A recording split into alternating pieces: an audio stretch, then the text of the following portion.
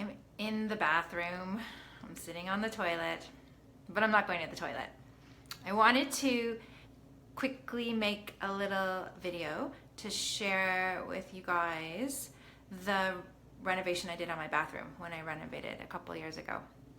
So originally this bathroom, when you came in, there was behind me the tub, the toilet where I'm sitting. There was one sink, and then if I flip the phone around, at that end of the bathroom there was a walk-in shower.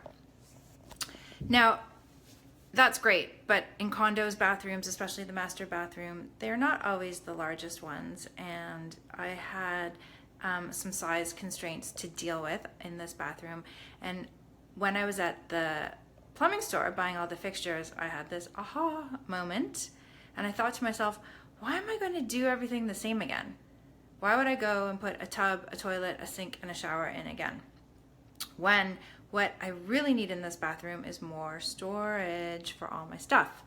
So what we ended up doing was we put in the bathtub, and then we put in the toilet, and then what I did was double sinks.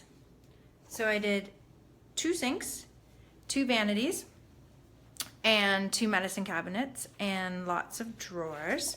So now this bathroom in my 20 square foot condo, this master bathroom, is awesome. See? Lots of stuff up there. Lots of drawer space, and these drawers are nice and deep. So now this bathroom went from sort of being not super practical to super practical. Lots of storage, lots of beautiful fixtures, and decent lighting. That's another pet peeve of mine. I really am not a fan of bathroom light fixtures at all. So I put in more pot lights, and there's some back LED lighting as well. So anyways, I just wanted to share with you what I did. There's also the marble box behind me. There's a lot of marble in here, but I love it.